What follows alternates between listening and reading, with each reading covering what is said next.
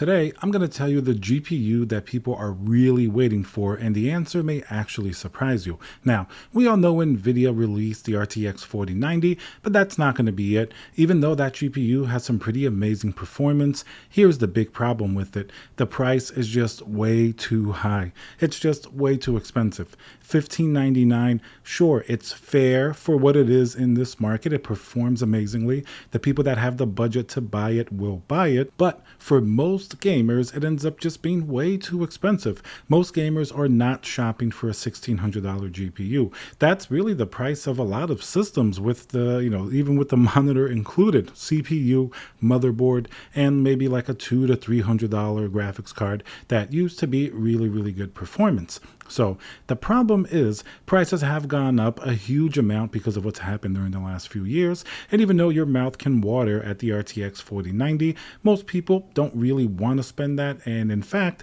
you don't really even need an RTX 4090 to have a great gaming experience. Those chasing maximum frame rates and settings at like 4K are going to be very happy with the 4090, but they're also going to have to upgrade their power supply. They're going to have a case with adequate cooling, and they're going to have a pretty powerful CPU. Even if they're gaming at 4K, for the first time, you can actually bottleneck in certain games.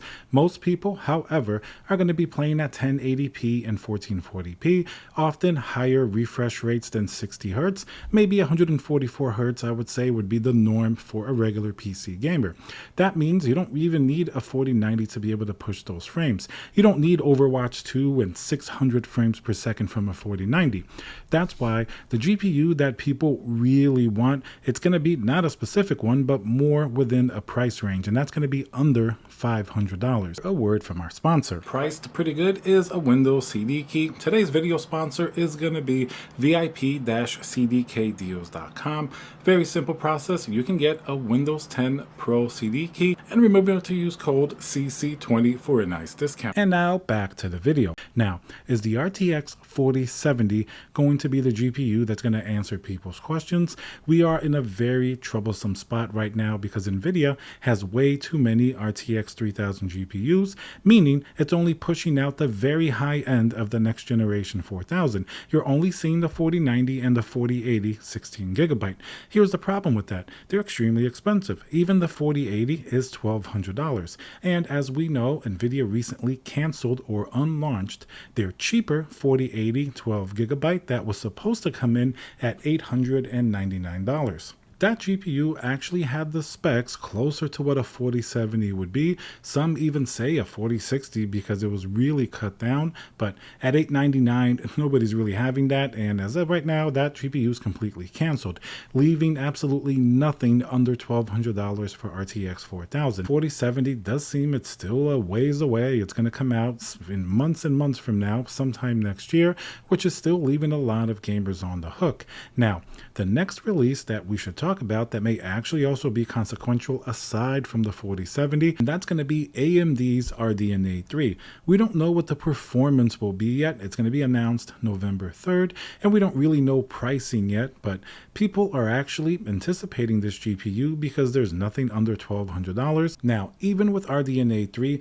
it's more likely it's first going to release its higher end GPUs, so we may still have a pricing issue here because let's say the 7900 XT, there's a pretty good chance it's going to cost more than the 6900 XT did, which was an MSRP of $999. AMD, in order to compete with Nvidia, may push it somewhere within that $1,000 to $1,200 range, but I believe it might come in very close to the price of the 4080 16GB, which is going to, put some competition in that tier, but it's still a problem because it's still way too expensive. Now, if AMD releases a 7800 XT, potentially at like $700 to $800, that's when the math starts to change a little bit, but it's still too expensive. So GPUs under $500 are going to be very difficult to get. You have to basically up it to under $600 for something new coming out within the next year.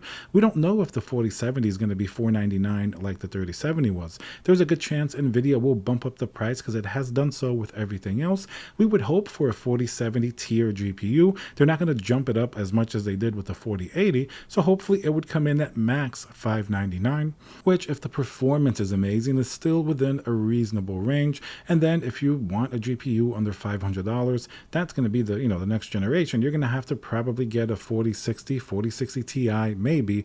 That might slot in there, but that's going to take a long time. Could be up to a year. Who knows what those GPUs are going to perform like, and who knows exactly when they're going to come out. Now, if AMD releases something that's a little bit lower tier than their highest end and comes in at good pricing, like maybe something around, the 7700 XT range or something like that, that could certainly change the tide in a better direction, but we're still going to be left with a major problem. There's nothing under $500 that's a good new GPU, a next generation like RTX 4000 or RDNA 3. When those do eventually come, it's going to be a long time in the future. So what do you do if your budget is under $500? Well, Intel launched their GPUs, but that's been a little bit hit or miss. Wouldn't really recommend it for most PC builders, especially not in that price range. So under $500, really your best option is going to have to be to go back to RTX 3000. That's the reason why Nvidia isn't pushing other things in the market, to make you do exactly that, and you really don't have a choice. Here, what you can do, however, is maximize the GPU that you can if your budget is $500 or less. Now, you may have to go either to an open box or a second-hand GPU that's in nice condition. You may be able to pick up even some 3080s very close to that $500 price range, and definitely 3070 Ti and under you should really be able to get for under $500 at this point, and those are still going to be fantastically performing GPUs. And considering that in the new next generation market there really isn't anything coming close to those prices, it may certainly be the best bang for your buck. The way the GPU market is currently, and probably within the next few months, that's really the only reality, but it's really not that bad. You just have to come to terms with buying a used GPU instead of new, because even retail RTX 3000 may still be a bit expensive. I went to my local Micro Center recently. They have a ton of GPUs in stock, but unfortunately, in my opinion, they're still priced way too high. Even the open box GPUs were a little bit high. If you go in the used market, you can start to pick up, even 3090s for like the $700 range, 3080 Ti's in the $600 range. And like I said, 3080s are very close to $500. And even though, of course, a 4080 will beat a 3080, it's going to be much better performance, you're going to have to be paying almost, 2 to 3 times that price to get that performance. And that's just a difference that most people will not notice. You can find significant discounts, and it may actually be a better deal than RTX 4000. So if you do buy an RTX 3000 used, what exactly are you going to be missing out compared to the new generation? Well, there are, of course, technological advantages to, RTX 4000, for example, like DLSS 3, but in many cases, people are not even using it in the game that they're playing, and it's only going to be in certain games that it's really going to take advantage of it. For the most part, you should be more than fine with RTX 3000. It's still a really modern architecture, so that's likely going to be your best route, I would say, for the next year until lower end GPUs finally come at better prices. The used market is getting much cheaper, and you can get a very powerful RTX 3000 for a very good price, or even AMD RDNA 2. Don't forget the 6900 XT.